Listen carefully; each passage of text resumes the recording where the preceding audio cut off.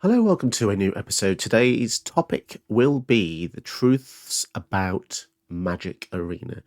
Now, a lot of people who just watch gameplay videos, they may be led into a false sense of security, essentially, especially with the big creators like LVD and CGB, and even myself to some extent. When you just make a video and you're just showing the wins, it's very misleading, and that's something that my channel is trying to avoid. I definitely show my fair share of losses. In fact, I've had some videos which are just losses, and I think it's realistic to set the expectation, because what if you were to make a video and told somebody that a deck was really good and then it wasn't, and then somebody wasted all their wildcards on that deck? It would feel very dishonest, and I don't like that. So I just wanted to just talk about that a little bit in today's video. Um, I, I understand why creators just show the cool stuff. Oh my god, the awesome, fun stuff, because it gets views, right? And YouTube is mostly about views, so I completely understand. And you do want to show the cool stuff, but yeah, as I said, it just doesn't seem very cool when if you're just showing the wins. You're also not getting the full tactical spectrum of a deck. Uh, Another thing is when I record personally, something I do, which I am guilty of, is I do omit a lot of losses. Obviously, I'm not going to show every single loss all the time, because that would be really counterintuitive when you're trying to promote, yourself as a deck builder. You don't want to seem that your deck building is not very good. But something that a lot of people don't do is also show iteration and how the decks go through a process from A to Z. Not, it's impossible for your first build of a deck to be super powerful, and so something that I've shown in the past is just editing, even in the middle of a video, which I think is really important. But if you don't show that process, then it doesn't. I don't think it feels that natural, because how often are you playing a game and you don't like a card in your deck? You take it out and then you put a new one in. That happens to me quite often. Um, maybe that's not common, but I think I like to think of myself as a meta builder. So if I see a problem in the meta, I will. If I see it occurring a lot, I will put things in to counter that tactic. So, for instance, you could argue that if Attractor and Ruska are being overplayed, you put stuff in like Torpor Orb to stop ETBs. That process of doing that, I think it's important as a deck building channel, as a tactical channel, to improve your skills. Because I don't just want the video to be entertaining. It'd be nice if I could impart some knowledge along the way. I think that's definitely makes the channel a bit more worthwhile. But yeah, it'd be good to see that a bit more in other people's videos, rather than just the pure shouting and screaming, which I do see a lot of. There's a lot of shocked face and stuff in videos, but yeah, and that's probably why I've been criticized in the past, because my videos, some of the older ones, I admit they definitely were a bit more pessimistic, but I'll talk about why that pattern of mine has changed recently. And that's because essentially the meta is very, very lopsided right now. I think every 3 or 4 games is going to be a Tali or Pock or a Traxer. Very common. So something I've started doing, which this cannot be stated enough, is for your own mental health to just quit the games versus these decks. We've seen how these matches play out. Atraxa, Atali, Pot. Now, if you use them, you do you, but we've all used them, we've all tried them, and the issue with them is they just answer the question too fast. And by the question, I mean I feel like each game of Magic is a conundrum to be solved. And even EDH Retcast talked about this. Some commanders are boring because they solve their own solution. Atraxa comes down, it's a 7/7, it kills people in about 3 hits, it's got lifelink, vigilance, so it can attack, it can block, it gives you up to 10 cards. It's just so crazy. Pox, Pox very powerful in a different way. Its ramp is just so strong that you can cast pretty much anything you want in your deck, and the average curve of a Pock deck is probably a lot higher than other people's decks, just because with a few fetch lands, you're doubling your mana.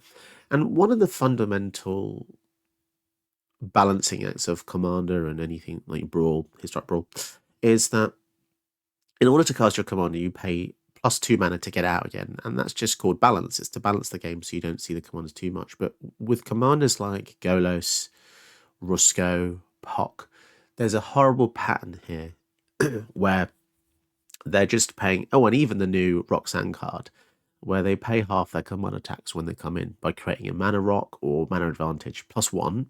So in the following turn, if that person just plays one land, they can then recast their commander again. And that kind of consistency is just too strong for regular queues. Now, I mean, I would propose to put all of these in the same pool. Any commander, I know it's a bit weird, but there is some logic to it. If you put all these commanders into the same queue, and then they can all battle each other and cancel each other out. And what do you guys think? Tell me in the comments how you feel like that. Well, the logic behind it is if they're all getting +1 mana when they come in, then it feels like they're in the same bracket, right? It feels like they're competing in the same league. You could argue that Atali maybe should put in that bracket as well, but that's another conversation. So Atali is part of another problem entirely. Atali is part of this wave of cards that WotC designing, which just comes in and gives you just such insurmountable advantage that you need to quit. So we've seen it a hell of a lot recently. So Atali was kind of like where it first started. And then the latest Alchemy 24 set exclusively to Arena, which is also another problem, it's introduced 4 or 5 commanders with abilities so egregious that they just dominate the game without any work being done. I don't know about you, but I don't just want to play something and get, okay, I've won the game, because what's the point of playing Magic if that is your deal? Play one card, you win the game. Is that fun? I mean, it's subjective. Some people may answer yes, but viewers of this channel and myself might disagree. There's no wrong way to play, but I feel like there's pseudo-ethical ways to build things to prevent feel-bads. And when you play a game, the keyword is play, you want to feel good, but if you're creating things that are making opponents feel bad, then surely that opposes the whole idea of a fun game, a fun gathering, a gathering of people. Why gather together if you're just going to beat each other? Just play one card and win the game, right? So what I was talking about, Alchemy 24 has introduced a few cards which I find very egregious because they're all, firstly, their design feels very brain dead. You have the new Grenzo, 4 black-red Grenzo, comes in and it heists a card from target opponent's library, which is choose one of 3 cards from their deck, non-land, you get to play one. And as long as Grenzo's on the field, he plays it for free. So that's already an issue because the cards they choose are almost always a rare or mythic. I've never seen it where it wasn't a rare or mythic. And or it wasn't an impactful card. And this trigger also happens in the upkeep. So I personally think this is potentially better than Atali for just a few reasons. Firstly, it's 6 mana compared to 7. And people say, oh, but it's not green. It doesn't matter. You can put it in a Jund deck and it's, whatever. It triggers every upkeep as well. If only it was enter the battlefield and attack, it might give people a chance to stop it. Or even if it was just 1 ETB, I still think it would be powerful. Because then at that point, people would just use Panamonican with it, or other ETB effects. I've also seen people use cards with it that just, like Feign Death, they're called Feign Death abilities or something like that. Like when the creature dies, instead return to the battlefield with a counter on it, or something like that. There's another white card in the Alchemy set, which it comes in and you get to draft a card from its spellbook, put it into play. I feel like WotC have just given up on design. They just basically said, right, how do we sell digital-only packs? And to do that, they have to make really pushed cards. But in doing so, they're just abandoning all the paper designers they have. I feel like it's very insulting to the people that spend time making a balanced, well, I say balanced, fairly balanced paper format for people to enjoy in real life and digital. But when you're pushing your digital product to be stronger than the paper product, it just feels like, I feel like Mark Rosewater probably doesn't like it, but he has to be quiet because he doesn't pull the strings anymore. And even Gavin Verhey, who does all the PR for their channel, I've never seen him mention Alchemy. He only ever mentions paper. That's quite telling, isn't it? The fact that there's this division between R&D, design, creative directors and stuff. I feel like there's not a unification between them all, and you can tell the alchemy cards are corporate greed, which is fine in some ways. I think skins, the price of skins already pushed, made people argue that why are you charging so much for this? But the thing with skins in that, at least skins weren't unique things that would give you an advantage. They're just different outfits and skins for your cards, basically. But when you get digital unique cards that are designed in this way for design's sake, they're not designed out of love. They're not even abilities that are fun, abilities that make you think, oh, wow, that's so unique and so cool. When Hearthstone came out years ago, this is the whole reason Alchemy exists, by the way, because Hearthstone, which is another card game by Blizzard, they have abilities in the game which you can't do in real life. For instance, copying cards in your opponent's hand or copying a card from your opponent's deck, which Magic has started doing now. But Hearthstone felt a lot more natural, and it didn't feel as painful to face. Like when people are constantly stealing your cards with heist or other horrible abilities, it feels, it doesn't feel like the spirit of Magic to me. And I've played a long time, I've played 14 years pretty much, and I've seen a lot of design. And every year people say, oh, this is the end of design, this is the end of the game. And we recover from it. But yeah, I feel like these digital only cards, they just get stronger and stronger each time they come out. And the abilities seem to surpass each previous set. And you can tell this because I play a lot of Magic. I probably play over 100 matches a week just to research and have fun and create content. But whenever a new set comes out, it's just, I only ever see the new commanders and some residuals which last from the older sets. Currently, it's all the same stuff. Roxanne, Itali, and here's the thing. I don't know whether it's because I don't play Hellq anymore or whether Hellq's been dissolved or whatever, but weirdly, stuff like Rusko has kind of gone down in power. Maybe he is exclusively in Hellq, but that just goes to show that everything else that I've mentioned today should probably be there too. It's just an unusual format to have things. They're like segregated things, but they're in the wrong boxes. People at Wizards don't know what they're doing, basically, and it's sad that it's the fans that have to suffer, or and I've heard arguments from both camps.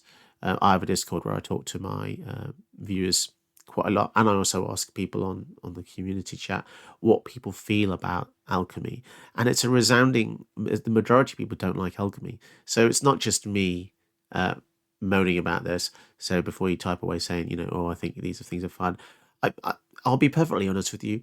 People that don't think Alchemy is a problem, and people who don't think Grenzo in particular is a problem, I don't really think you have a full grasp of how value works in Magic and how design works. I mean, I have a degree in games art and design, and the whole philosophy of games art and design is risk versus reward. That's the whole concept of gaming in general. Nothing should be a reward without a risk. When you're just getting reward with no risk, that's terrible design, because there's no impact on your moves. There's no downfall from what you're doing. There's no risk if you just play a card and draw 10,000 cards and win the game, is there? And I don't know how people could disagree with that. I've studied the subject for 3 years. Yeah, I have a 2-1 in game design, so I'm always using game design philosophy in all sorts of things I do. It's just sad, because clearly money is more powerful than logic. Money is always the reason that Wizards are doing the things they're doing.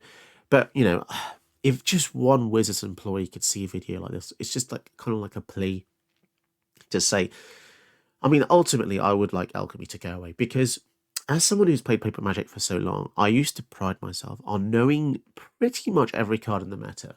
I used to play Standard competitively for years. I even used to play Modern. I've won my fair share of playmats and events. Having to remember paper cards and having to remember digital cards is just way too taxing. Especially for, I have outside of Magic, I've got a very technical job. I need to remember a lot of things. hundreds of processes I need to remember. I have a family at home. I have to remember lots of things to do with my friends, family, loved ones. There's too much in life already to remember. So to introduce extra legwork into something that used to be pleasurable just feels really sad. I have 20 paper decks I'm staring at right now on my shelf. And each one of these lovingly created and curated over so many years, and I used to be able to just kind of remember most of the cards in each of them. Actually, when I play people in Paper Commander, it's nice to know how your deck works and know how other people's decks works. But now there's so many card releases, so many digital card releases, and it kind of muddles the mixture. It's difficult to remember. I mean, it could just be because I'm getting older as well. It's just sad to see there's just too much product, too much digital product. I think we just need to take it back a bit. I feel like there's always a new controversy with Magic, but when it was Secret Lairs, I mean, Secret Lair. Sorry, this is so tangential. Everything is just like a brain. I'm just like vomiting my brain. But like Secret Lairs, yeah, when they first came out, controversial because they were timed exclusives, and you used to have to get them within a certain time frame to be able to claim them. And they were unique, mechanically unique cards, which everyone's like, oh god, like the Walking Dead stuff and some other stuff, which they've subsequently printed in regular sets in a confusing way. Good luck trying to find which set what was reprinted as a different artwork, as a different name. But then they said, you know what, we're going to make Secret Lairs better. Now it's going to be, I forgot what it's called, like print on demand. So you'd go on there and you'd have a month to buy a Secret Lair, and you'd pretty much get it all the time. I've got a few that way. But then Wizards basically said, oh no, we don't like this, we want to create scarcity. So now they've gone back to the original ways again, where Secret Lairs have to be purchased within 24 hours or 48 hours, and they sell out. There's a limited supply. And it just sucks. And I'm so angry because, well, it's just sad. Why would you want to do that to people? Why would you want to create this scarcity? I mean, we all know the why. The why is the money, right? It's just tiring. But yeah, let's go back to Arena quickly, which is the main crux of this video. So Alchemy power level is it's too boring. It's too samey. There's too many of these cards that come and give you free abilities, free cards. And that's not even mentioning the new Taser. Now, I've got two issues with the new Taser. So she's the Taser from Alchemy, which is the 4-mana one, 0/5. Whenever she enters the battlefield, you create a 1/1 spirit, okay? And then at the beginning of the end step, which is exactly like Obsidat, because she's died down and she's become a ghost, she can exile herself, leave the battlefield, and then come back in the next upkeep. And when she does, obviously she creates another spirit token. So that's already pretty decent. You're basically getting a spirit turn, right? Which is a pretty good rate already. I'm tired just thinking about this card. But on top of all that, they added a perpetual anthem effect. And then, so I think it's something like every time something dies or whatever, all spirits get +1/+0. Now, this stacks and it's uninteractable. You cannot alter the definition of the ability. You cannot remove the ability unless you use something like Patriarch's Humiliation, which removes abilities. I don't know, Turn to Frog or something, which we might see a resurgence of. But yeah, it's just so egregious because these abilities are giving the spirits a huge power boost. I regularly face the Taser, and they've got an army of 10/1 flying spirits. And it's just ridiculous because they can kill you in 2 or 3 hits. You kill the Taser, or you try to kill the Taser, and then they just flicker her. She comes back in, creates a brand new spirit. And obviously, when she comes in the upkeep, she has haste, so she can attack as well. And she's also a spirit. And it's just so painful to face because it's the same problem as the commanders that create an extra land when they come in. You kill her, they recast her, they get another spirit, and then the perpetual goes up. I'm really sorry, I forgot what the perpetual. Let me just Google what the perpetual ability is. Just to confirm, Alchemy Taser.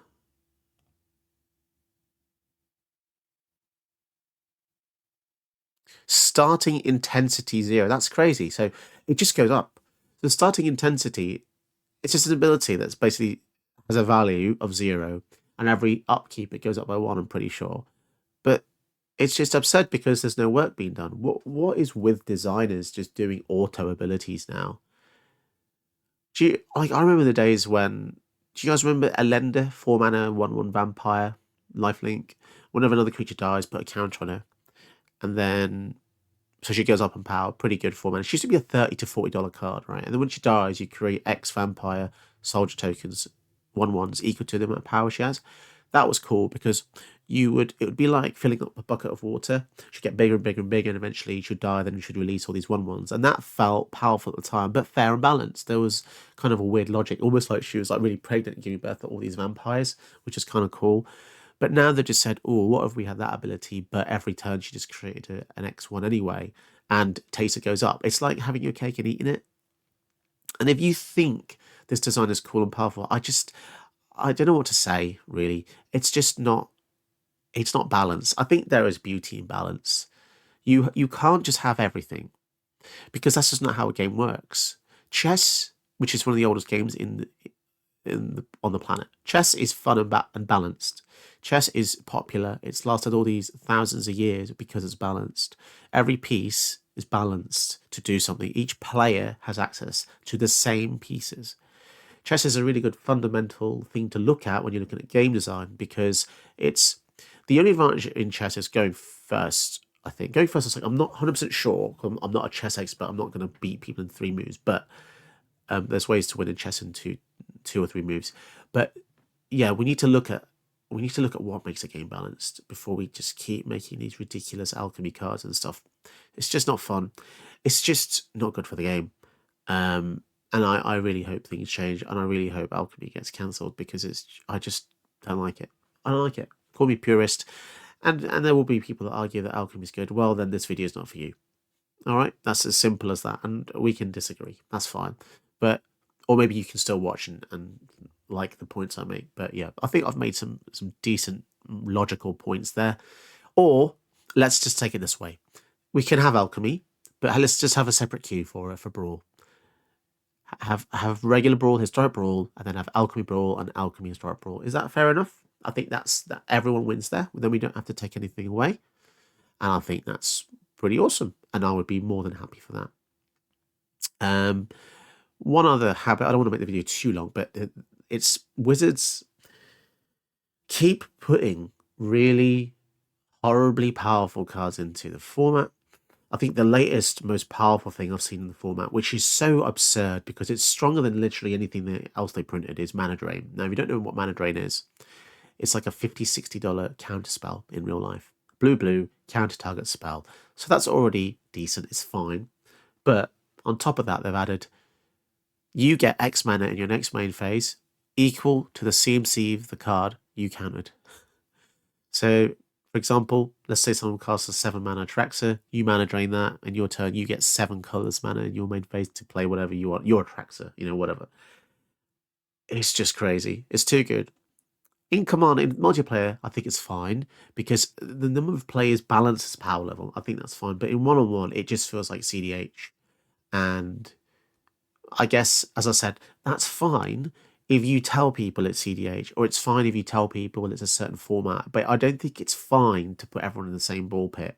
You wouldn't have a giant park with kids of all ages. You need to have an area for little kids, little teenagers, and then bigger kids. It just doesn't work having everything in the same ball pit, because you get cat shit, dog shit, human piss and shit and blood all in the same place. Is that a good idea? I don't think it is. And that leads me to my final point, is projections for Arena. So what do I mean? Where do I think it's headed? Well, I've heard little rumours we could be getting 4-player, 3-player, 4-player Commander to Arena. That would be really nice. I think that might solve a few problems. I think people would be in huge favour of that. Skins would sell even more. People would buy even more sleeves because it's a social thing. People love the way cards look and sleeves look. People buy loads of things. People would jump onto the game. I've heard testimonies from friends. If 4-player existed, they would play Arena. The reason is they don't like 1v1. It's just too competitive, and it just leaves a bad taste in your mouth when you're playing 1v1 and you keep losing or getting second or getting a bad draw. 3 or 4-player will solve that. I think, and that'll be a nice direction for Arena. Something else, I keep adding things. This is like a wish list video, but the truth of it is, there's too many slow players on Arena, and they need to start recording people's average playtime because the roping is just incredibly annoying.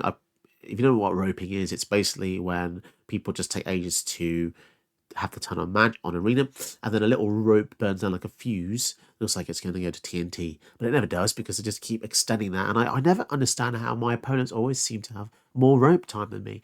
I've run out of rope time when playing a combo deck once just for fun, just to see what it's like, and I ran out of time and I pretty much lost the game because it forced me to end my turn, even though I was performing actions. It's kind of ironic, really, isn't it? I'm performing actions, doing things, my rope burns down, my opponent's sat there doing nothing. It seems to last like 5 minutes. It's so long.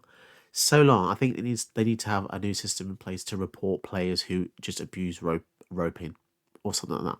But I just don't understand how Wizards say, oh, we don't have the technology to do this. They always say that. Basically, it's just another word for they're lazy as shit. So yeah, have a chess clock. Let people report people for roping live in the game. Don't make me do it outside of the client. And yeah, I think that's it. So that's kind of the truth of Magic Arena involving things. Bit of a rant, bit of a wish list. Tell me what you guys think below. I just had to get that off my chest because there was just kind of a lot of stuff. It's like a little bit of a channel update. I think I quite like these. They're just little information pieces, a bit of how I feel. Hopefully you enjoy the rambling side of things. I'm keen to hear your thoughts. As I said, tell me in the comments below how you feel about the game, what you think about my my ideas. So let's have a quick run of what I discussed. Games aren't always fun. I think you should definitely quit when you see Italia tracks it. Anything you don't like, just quit, play someone else. It doesn't matter. The more you quit, the better it is for people to see, okay, maybe I should change deck so I can get a proper game. And then arena devs might see that. Reduce the power of Alchemy cards, or remove Alchemy altogether, or allow people to play formats without Alchemy in them. And finally, stop adding stupidly powerful cards like mana drain into arena. We don't need it. The thing about that card is we don't need it. We can play the game perfectly fun with all the counters we already have. We already have amazing counters like Swan Song and stuff. Do we need mana drain, which is just so egregiously, terrifyingly powerful? No 2 mana spell should give you 7 mana back. No. This is stupid.